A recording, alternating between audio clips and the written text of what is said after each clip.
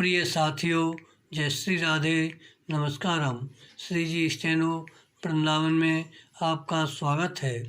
आशुलिपि उच्च गति अभ्यास खंड 1 रामधारी गुप्ता, प्रतिलेखन संख्या 19, डिक्टेशन 80 शब्द प्रति मिनट। प्रारंभ करें।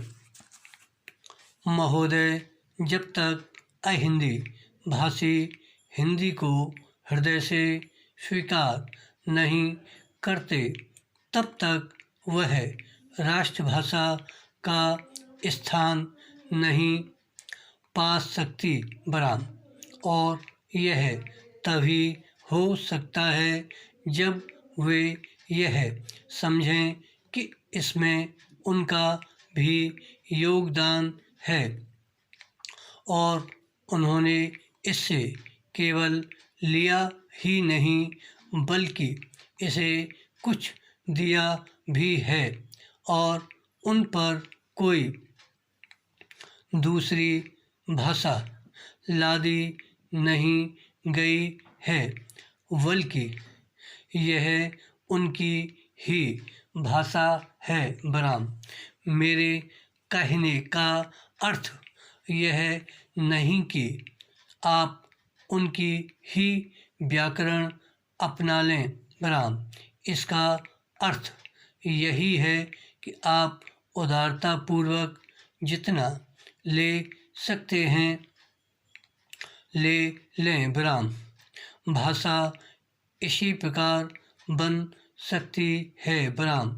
यह भी आवश्यक नहीं कि उसको स्वीकार करने पर आप वही लिखना आरंभ कर दें बराम, परंतु जो वे लिखें उसको आप गलत न समझें बराम। आज किसी भी भाषा का रूप वही नहीं है जो उसके प्रारंभिक काल में था बराम।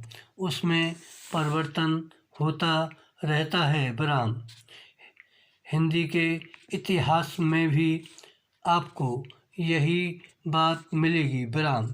मैं हिंदी का कोई विद्वान नहीं हूँ, पर मैं अपने अनुभव से कह सकता हूँ कि उसमें भी पिछले 500-600 वर्षों में बहुत अंतर पड़ा है तथा पहले की और आज की हिंदी में काफ़ी अंतर है बराम।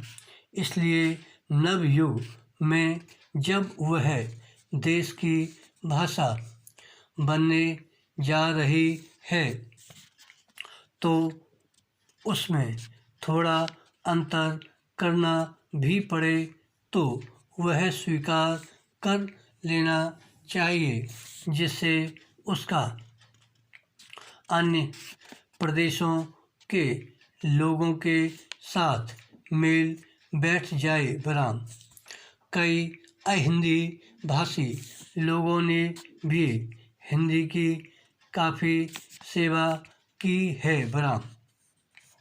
आपके राज्यपाल महोदय अहिंदी भाषी हैं और इन्होंने अपनी भाषा की बड़ी सेवा की है बराम। यह भी हिंदी के पक्ष में थे और इन्होंने बड़ा योग दिया, जिसके कारण हम संविधान सभा में सफल हो सके बराम।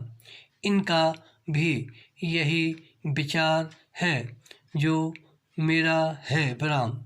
मैं चाहता हूँ कि इनको भी हिंदी की सेवा करने का अवसर दिया जाना चाहिए बराम। उसका फल हिंदी के लिए और देश के लिए अच्छा ही होगा बराम।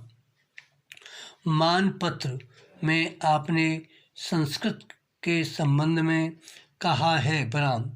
मैं मानता हूँ कि हमारे देश में संस्कृत का अध्ययन आवश्यक है, क्योंकि देश की सभी भाषाओं का स्रोत वही भाषा है विराम। संस्कृत से हमारा संबंध अटूट है विराम। इसकी पढ़ाई लिखाई कम हो गई है। यह हमारे लिए दुख की बात है विराम। मैं आशा करता हूँ कि इसकी उन्नति होगी विराम। धन्यवाद। श्री हरदास।